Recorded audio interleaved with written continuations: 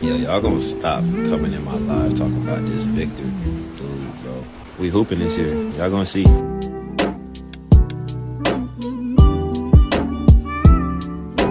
Alright team, today we're recapping the San Antonio Spurs versus the Utah Jazz. Now I was actually at this game. It was pretty exciting considering the fact we didn't have Wemby, Sohan, or Vassell. We started off the first half pretty sluggish, and I was like, oh, we're gonna lose for sure. We were down by 20. Stefon Castle kind of hit like a buzzer beater type 3 that gave us some life going into halftime. And then third quarter came around and it was just a new energy. They ended up coming back and winning the game by about like 10 or something. This was their first 20-point comeback. It felt good to be on the other side of a comeback because, you know, we did give up that lead against the Clippers. It was actually a really exciting game considering the fact we didn't have Wemby or really any of our best players. So looking at the box score, we had Champagny with 14 points. He had a nice and 1-3 I saw. Harrison Barnes 25. I think 17 of these came in the first half. Slower second half, but he hit a timely three-pointer at the end, which was the dagger. Zach Collins, I just don't like Zach Collins. He was in foul trouble, which opened the door for Charles Bassey. Although he did have a good 18 points, he shot it efficiently, although he didn't hit any threes. One thing I want to say is we did miss a lot of free throws. 35 for 46. I don't know what the average is, but 76% as a team isn't really that good. I think we should be shooting at least 85% from free throw, because if we hit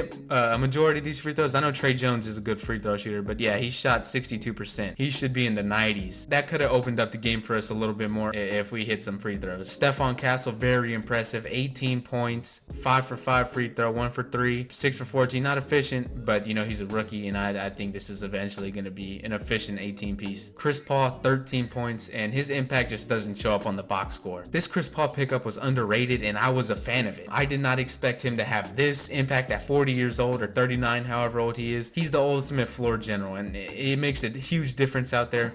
With Chris Paul out there in the fourth quarter, I felt like it was all under control. Not just Chris Paul, Steph Castle also has the ability to lead the offense. Castle had 2 turnovers, Chris Paul with 1. They know how to take care of the ball. Look at Zach Collins, 3 turnovers in 20 minutes. Charles Bassey needs minutes. That's all I could say. Give this man some minutes. He had 6 blocks, I believe. Yeah, 6 blocks off the bench, and there's actually a stat I want to show y'all later on in the video. Everybody else, they played solid. Blake Wesley didn't get many minutes, I don't think. Yeah, 4 minutes. Random checked in, shot up some shots. But overall, a good game. We won it without Wemby, Devin Vassell, Jeremy Sohan, and Spurs legend Riley Minix. So it's always good to get wins whenever our best players aren't playing. And Mitch Johnson, I know this isn't his scheme. I know this isn't exactly how he would run a team if he was the head coach, but I just think he's doing a fantastic job. I think we're 6-5 with him as the head coach so far. And so if Pop doesn't return, which hopefully he does and makes a full recovery and everything, prayers to Pop again, I actually wouldn't mind looking into Mitch Johnson being the future head coach. Am I tripping?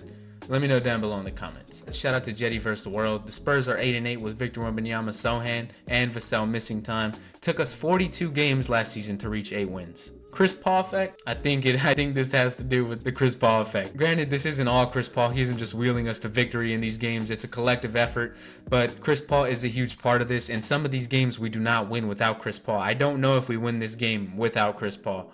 OKC game, I don't know if we win that. I don't think we hold on to that at all without Chris Paul. He's doing what the Spurs brought him in to do. He's holding this thing together without trying to take over and be something he's not. He's a mentor, a floor general, a coach on the floor, and he's just been really impressive. I cannot express it enough. He also has a thread down here. Big shout out to these two as well. Harrison Barnes, which he had 25. Now, this is not what we want to do down here. Victor is great on defense, but our offense is better without it. This is just a bad take. Now, Victor, I think he does need to get into the flow of the offense a little bit more. At times, he could kind of stand out, which it wasn't like that last year, so I think it's going to go back to normal, but don't be this guy right here. Don't say that. Chris Paul in his last 6 games. Shout out CP3 Region for the post. Y'all go give him a follow on Twitter. 11.7 points per game, 9.5 assists, 4.3 rebounds, 1.8 steals, and 1.8 turnovers. On 49, 40, and 100% shooting splits. The Spurs are 4-2 in these games while missing Wemby, Vassell for 3 of them. CP3 has been dishing dimes throughout all these games and hitting shots. The Spurs are now 8-8. With all the injuries, I could not ask for a better start from the Spurs. They have been giving it their all in a tough, stacked West. Now, this is why I didn't think we were going to make the playoffs.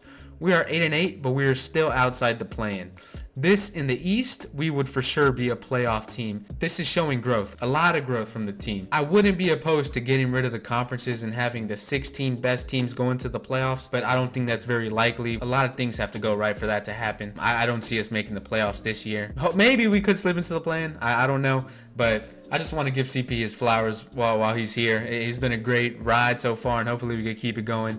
I've never liked CP3, but I love him now that he's on my team. I don't know if y'all feel the same, but that's just how I feel. Speaking on Stefon Castle, he's been on a tear since he became a starter. Shout out SC5 Muse, Stefon Castle Muse. Y'all go give them a follow if y'all haven't. So he's averaging 14.9 points per game, 5.3 assists, 2.8 rebounds, 44% field goal, and 36% from three. This is the most impressive thing that I've seen from Castle so far. He is shooting the ball very good, 36%, and it seems like he can do whatever we had questions about. He's shooting the ball from deep, actually, and he's playmaking very well. 5.3 assists on not many turnovers. He might be averaging some turnovers. I'm not gonna lie. He's had a couple, but that's gonna get cleaned up. As players grow, they tend to just clean up on these things, so I have no doubt he's gonna do that. But Castle, he has the ceiling to be one of the best players, if not the best, out of this draft class. If he could get this jump shot, he could be the best player to come out of this draft. And if we saw this type of playmaking from Stefon Castle, I believe that he could have went #1 overall. He was playing a different role, kind of a connector piece like Sohan at UConn, because he was a freshman trying to help a winning team go back and win another national championship. And so he kind of had to tone his game down to fit in and be impactful. Granted, they still felt his impact. He was very impactful on UConn, but he had to play a different way. And him showing this, the playmaking that he has on the Spurs, I think that could have boosted his draft stock tremendously. And I'm glad he wasn't showing that at UConn, because we got a gem. Last but not least, Charles Bassey. 6 blocks, 11 points, 8 rebounds, 5 for 8 from the field. He played more minutes than Zach Collins, I believe. 27 to 20 minutes, yeah. Zach was in foul trouble, so this kind of opened the game up for Charles Bassey. It felt like he was out there for longer, probably 30 minutes. He has the most blocks off the bench by Spurs since 1984. I do not know who set this record. Can we see? Yeah, I don't know. But we got Charles Bassey from the Sixers, if y'all didn't know, and I think that was a steal. Charles Bassey is the exact archetype that we need coming off the Spurs bench to back up Wemby. And if he can stay healthy, keep his momentum going, he definitely deserves the backup spot. He's also shown these flashes whenever he was playing before the injury. I know that Charles Bassey was really good, and the only thing with him is staying healthy. If he can be healthy, he deserves the backup spot for sure, without a doubt. Maybe Zach could move to a power forward and get some minutes right there until his contract is up, or you trade him. I don't know exactly what you do, but Charles Bassey, in my opinion, deserves the backup center spot. Leave it down below in the comments. Who do y'all want to be that backup center? Do y'all want to go out and trade for one? Do y'all want to draft one? Or would y'all rather have Charles Bassey stick it out if he could stay healthy? With that being said, y'all make sure to leave a like, comment down below, and subscribe to Spurs Spotlight. And until then, it's me, your boy Chris, and I'm out. Peace.